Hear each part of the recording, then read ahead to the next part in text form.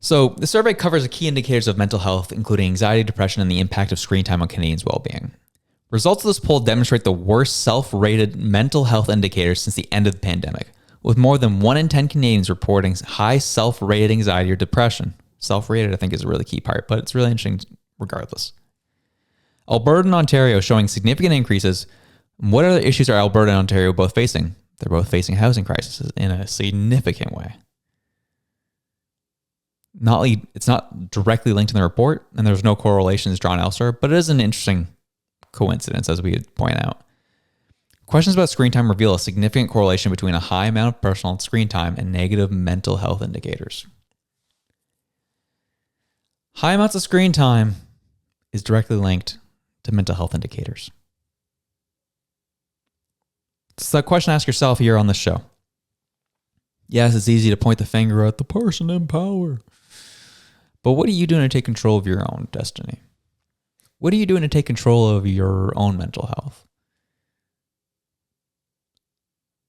There's some people that, are in my life, friends, family, who might just be watching a little too much of the Elev8 podcast or programs similar to it, where you just need to lay off the political content for a bit.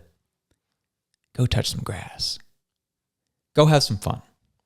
Go play a sport. Go do a hobby. Go be with people. Get off the internet for a bit. I think that's really key. I think the fact that we're seeing this correlation between mental health and screen time is not a coincidence. I think the more we doom scroll, the more we get mad at the man, mad at Justin Trudeau, mad at Donald Trump, Joe Biden, Kamala, whatever you call her name. It don't matter. It doesn't matter what they do. It matters to a point, to a degree, but take some ownership of your own mental health. That's my challenge to the listeners today, but I think that's a really interesting point here. So we also go to a Stats Canada. Key findings of these reports I think are really interesting here. Life satisfaction among Canadians is on the decline. Less than half, 48.6% of Canadians aged 15 years and older were feeling highly satisfied with their lives in 2024, down from 54% 3 years earlier. Hopefulness about the future dropped from 65% to 59.7%, more than a 5% drop. That's significant, y'all. Younger adults aged 25 to 34 had notable declines in their life satisfaction in 2024. Fewer than 4 in 10, 36.9% of these adults were highly satisfied with their lives. Less than 4 in 10. Majority of people are not satisfied with their life right now here in Canada.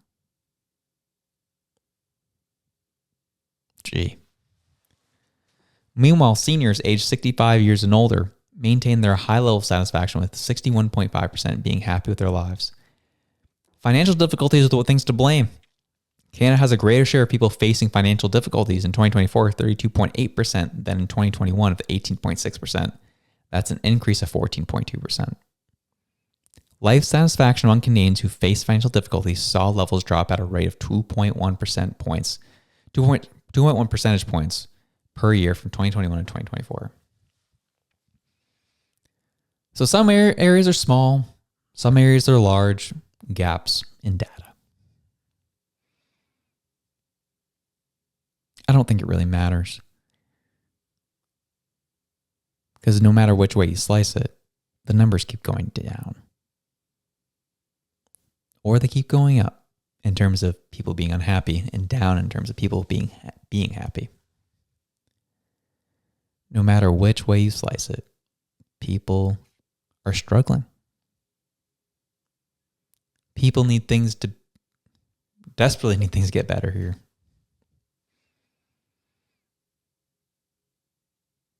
These are Reg's thoughts on all this data, which, if you were interested, which we all are, typically, Reg has some good thoughts on these things. This is his MO. This is his wheelhouse.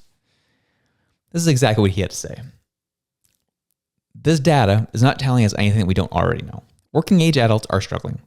The current government trying to tell everyone that real GDP, inflation rate, and credit rating are good The current government trying to tell everyone that real GDP, inflation rate, and the credit rating are good feels like gaslighting. Notice how the government is very quiet on the life satisfaction survey or any well-being index. These indicators aren't useful to people. We need to look at GDP per capita, productivity, living wage indexes, CPI figures, and purchasing power parity, or even things like housing price to income ratio, housing affordability index, food affordability index. Lastly, even societal factors, food bank usage, 1.5 million people using it a month.